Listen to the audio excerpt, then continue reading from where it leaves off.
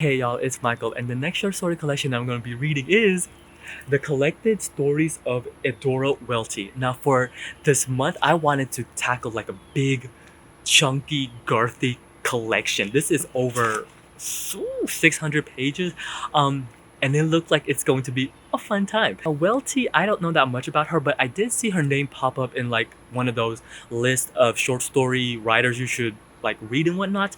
I don't know that much about her. Hopefully, I'll know a little bit more once I get into it. But from my understanding, she's a southern writer. She's from the south. There are a lot of short stories in here. And they look girthy. They look girthy and long. All right, so I finished the first collection of this collection, which is A Carton of Green and Other Stories. Now, coming off of this would be my first type of like reaction of going into these short stories. Um, I'm really conflicted, you guys. This is definitely a writer of its time. Um, how can I say this nicely? I'm not calling her this. I'm saying a lot of her characters portray these traits. So a lot of her characters are racist. I'm not gonna sugarcoat it. A lot of her characters are racist. I'm not saying Welty was racist. I'm just saying a lot, like majority, 90% of her main characters are racist.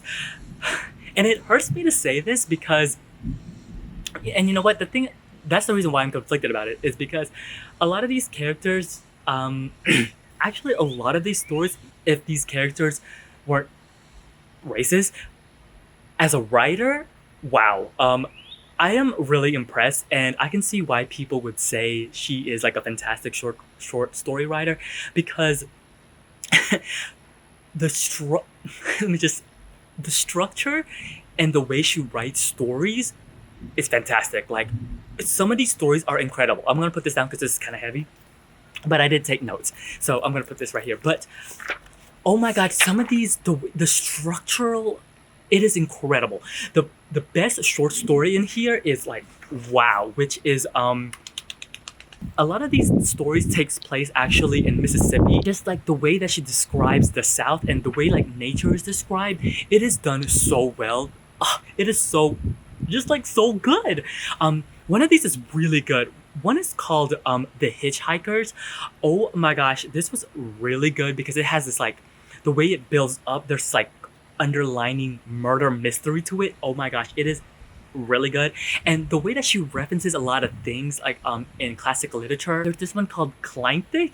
Me, it reminded me a lot of Narcissus, which I was like, ooh, that one is really good. A Piece of News is really good. See, a lot of these were really, really great. The best one on here, like when I say the best, I mean it is a perfect example. It is a perfect example of short story form at its finest. And that's The Death of a Traveling Salesman. It is so good. Like, I was like, oh my god, it's so good. Okay, so in reference to about these characters being racist, like this one in here, Death of a Salesman, it is fantastic. Like, I would highly recommend everyone read it.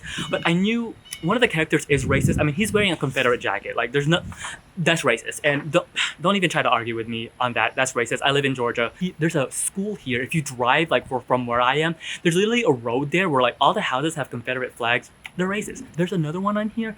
There's one called Old Mr. Marshall. On this one, it says on here that like the wife is part of Daughters of the Confederacy and Daughters of the American Revolution.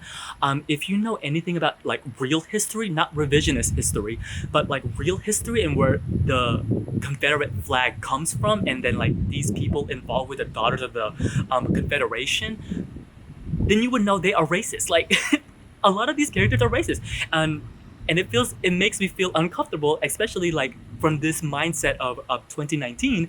Also, like some of these people are just using, like, she's using the N-word, and she's obviously white. Like, there's no defense about it, y'all. The structure and just the way the characters talk, the dialect, everything about it is just so great. It's just that a lot of the characters are racist and they don't even know that they're racist. Like, but I am gonna keep going, and so far I'm conflicted, but that's how I feel so far about it. Yeah. I finished the next section of short story collection. That section is called The Wide Net and Other Stories. Y'all, if I were just to read this by itself, and this was my first impression of Welty's writing abilities, I would color me impressed because wow, these like one, two, three, nine next short stories. Wow, like I was really impressed, and I can really see now why she gets all these accolades because y'all, these short stories are really good and they are written so well. Oh my goodness, they are written so well. So let's just go down this line. This one was actually really interesting because one thing that I'm finding out a lot about her short stories are they are they're centralized in a lot of, well, obviously, like I mentioned, Mississippi. This one, the Natchez, I hope I'm pronouncing that right. Area is specifically all of these in particular. But a lot of her short stories are grounded in actual events, like actual people or like real events in history, mixed in with a little bit of something fantastical or something that isn't exactly real, like factual. So I think this is really cool because the first one was so cool because I really enjoy Hamilton, and this one was about Aaron Burr. I thought that was really cool. I was like, oh, this is so cool. Okay, the next one is called The Wide Net. Now, this is what every time a collection of short stories is called, like the title is actually named after a short story, it has to bring it. And this one really did. It's called The Wide Net. Was it was like a really fun, it almost reminded me of like a Huckleberry Tom Sawyer type of story. It's about this man named William who um he gets home and he finds a letter from his wife that she has gone to drown herself in the river. So because he's not being a good husband, and so he basically gets the town and they go to the river to try to find her body.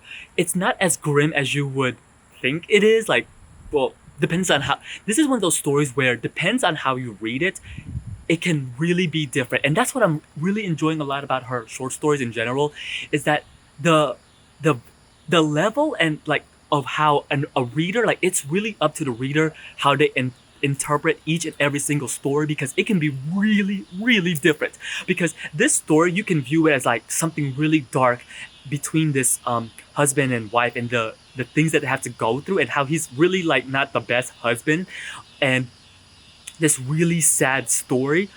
And then how the ending is, like the ending really can sway how a reader views it, because it's not, a lot of our stories are not really close ended. They're so open ended that it's really, like I mentioned, it's really up to the reader. Like the story really can change. So at one point this can be really sad, but also it could be pointed as hopeful, and they're like a fun action adventure story getting the town together to go to the river. So I was like, oh, this dichotomy just is so good. Like it is so good.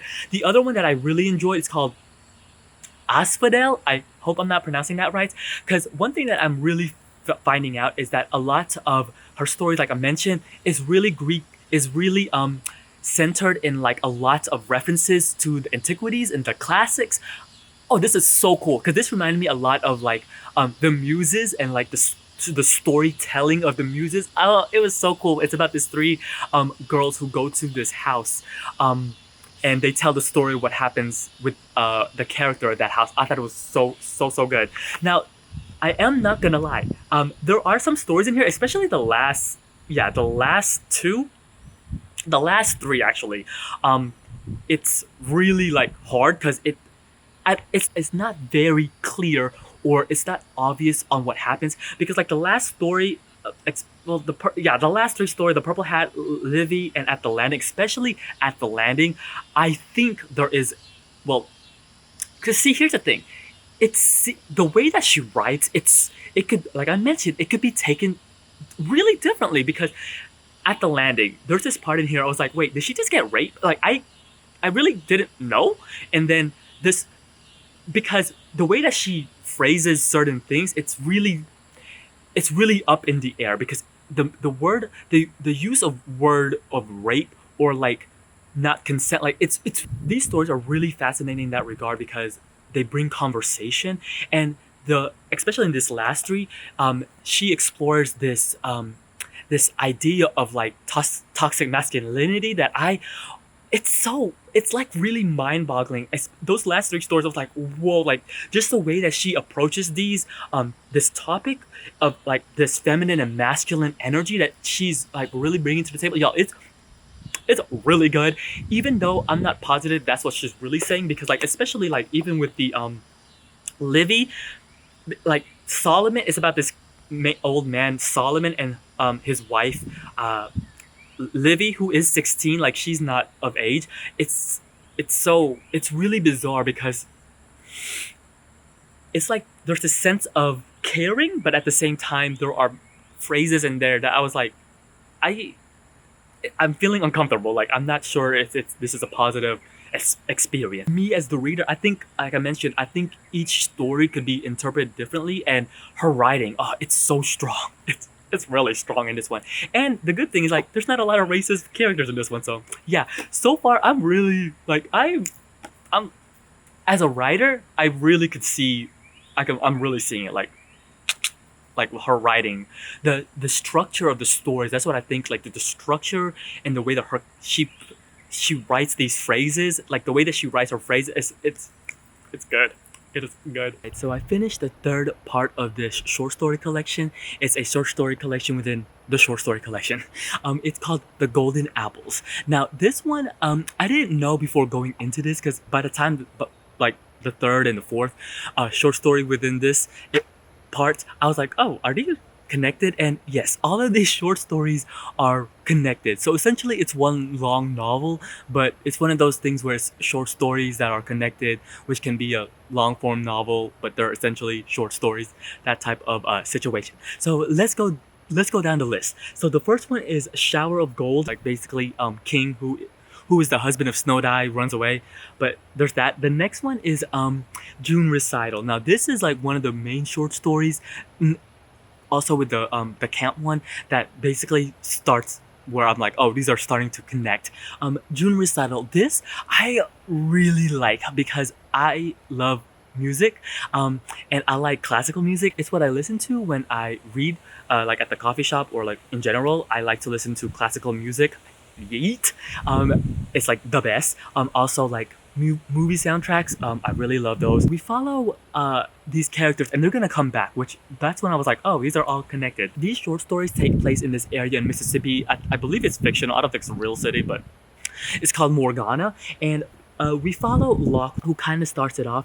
Then there's also Cassie, and then there's Virgie Rainey. They're kind of like the glue within this short story, because they study music with Ms. Eckhart. This is what I really enjoy about Welty's stories. Like I mentioned before, they're very non point blanky. Like they're not in your face. It has this very dreamlike, conscious reading type of feel to it that I really like. And this really, June Recital really shows it, because it has this like essence of like flowing. Like as the reader, it feels like you're flowing through these group of families and seeing what they're encountering, and how Miss Eckhart with her music and her life, like we don't actually get like what really happened, which I thought was really interesting. The next one is called Sir Rabbit, which okay. The next one I really like, because I like the settings of like summer camp. It's called Moon Lake. This is where we Locke Morrison, and he starts it off, and we follow the girls in the camp, and we see what happens within the camp. Yeah, there's that. Whole world knows. This one was actually really interesting because it has this very illusionary feel to it. Like there are moments in here where it feels very like illusionish. And then Music from Spain. This one was actually really I don't know how to feel about this, because it starts off with Eugene McLean, who slaps his wife, and then he just leaves her and just like walks away. And we basically follow him as he does nothing and like walks around. And I was like, wait, what? The last short story on here, I feel as though this would, as a standalone, I don't think it's as great as it could be, because it kind of relies on the backstories of the previous short story. It's called The Wanderer. Now, I I actually really like this because it's basically everyone getting back together because a character passes away, and so we see what happened, and there's some answers that are there are some questions that are answered because of the previous events that happened uh, previously. So I thought that one was actually really cool because there's like I was like, oh, it's everybody getting back together. I thought this was a great short story collection. Like if I read it by itself, I'd been like, oh, this is really, really good. So let me praise about her writing style. This it is really great. I think that's what I enjoy most about all of these because like the characters in the Golden Apples, I feel as though I am miss. Also, I want to talk about this because I feel as though, especially I really felt it within the Golden Apples, and I'm because like reading along with this, I am missing. I have reading holes. I have holes within my reading of references that I don't comprehend, and I say this because a lot of Welty's stories have references, as I mentioned in the previous collection with this, references of history and mythology, folklore, that I am not that privy to. It's really showing me that I need to read more classics. I read classics, but I feel like as though I need to read even more than what I am reading now. So that is because I feel as though I wouldn't say rely on them, but it's like a layer that I feel as though I would enjoy these even more if I knew these references and what is is referring to. Because this is one of those, I feel she's a writer of her time, and that's not a bad thing at all. Like that is not a bad thing. Especially these characters, they are like I mentioned before, they have racist tendencies, but I can also see like Welty writing these characters because these were those people who she probably encountered or like knew about when she was writing these. So I think that's like a really interesting thing to mention. I love her use of like the stream of consciousness when I read. The writers give me this feeling and this like ambiance of like what they are portraying to me personally. When I'm reading her writing, it has this essence of like floatingness, not like Murakami floatingness that I like would probably compare to, a floatingness that is very like lazy, but that's like a not like a bad thing. It's like lazy dog days of like summer, kind of like now, like right now. It's actually it feels so good out here. Like it would be so nice, me sitting out here with my picnic blanket with like some sweet tea and just reading. That's the mood that her writing gives me, and it's like a style that I'm really enjoying. All right, so I finally finished the last short story collection within this collection. It's called The Bride of the Innisfallen and Others. Out of the four sections of the short story collection, I would have to say this was probably my least favorite. And also I think it's also so different from her previous collections. I don't want to say it's her weakest, but it's very different. Majority of them in the previous collections take place in the South, mainly like Mississippi. Here they're all over the place, and I don't know if that has something to do with it, but it's very it's different. It's not the same, if anything. Out of all of them, my favorite one would probably have to be The Burning. This is about Delilah, and basically, this is during the March, a little bit during the Civil War, where they're burning down the South, and basically Delilah meets these these soldiers. She takes the slaves and her sister, and something happens with them. I thought this was one of those stories where it was like the build up and the symbolisms to everything that that Welty shows. I thought was done. Bullet, get out of there! Done so well. This was my favorite out of all of them. Now there is one really interesting one in here, which is Circe, which was interesting for me personally because I actually finished just reading Circe by Madeline Miller, and that's a novel where Miller kind of gives like a backstory behind Circe and like more of a characterization. But here, it's very different because Miller and Welty's writing style are so different. This is a perfect example of Welty's ability of stream of consciousness. So I thought that was a really interesting take. It was very short, but the other ones, some of these were I don't know. Like Ken was really interesting about Dicey and Kate, and they're going to like a funeral. This is one of those things where Welty's writing style is like really shown more prevalent, because we are literally as a reader and thrust into this world. Like the characters talk about other characters, but like I have no insight to whatsoever. Again, Kate, she's racist. She is so racist. I was like, girl, that comment didn't was not even necessary. Yeah, going to Naples, that was another one. I was like, okay, okay. The Bride of Innis Fallen. This one was actually not that bad. This reminds me a lot of this takes place in a train, so I like that type of setting. In the UK. And then in the last two is it's like uncollected stories. So these were stories that weren't in the official collection. I didn't like this. And this is one of those things where Welty is obviously referencing something, but I don't really know what they were referencing, and I didn't like the characters. Like the first one, where is the voice coming from? This one was this you're in the point of view of a racist character, and he does awful things. It was really, I was like, whoa, it's a lot. This is a lot. The other one, the demonstrators. Yeah, this is about a doctor, and yeah, it has there's some sort of event that happens. Yeah, I didn't like that either. Just because I don't know something. It's not even like the racist themes or like the racism themes that are going on. I think it's just like I don't know something. I just didn't like those two stories. Yeah, I think this was my least favorite. Personally, my least favorite out of the four. But the one thing that like overall, I really enjoyed this. If anything, it's one of those things where experiencing a new author for me, Welty, I could see why people love her. Her writing is really great. Like her writing style, oh my gosh, her writing style is so good. Her stream of consciousness is so great. The ideas flowing, you could just tell like this is a writer. That I enjoyed the most. Now the other things, it's a hit or miss for me personally.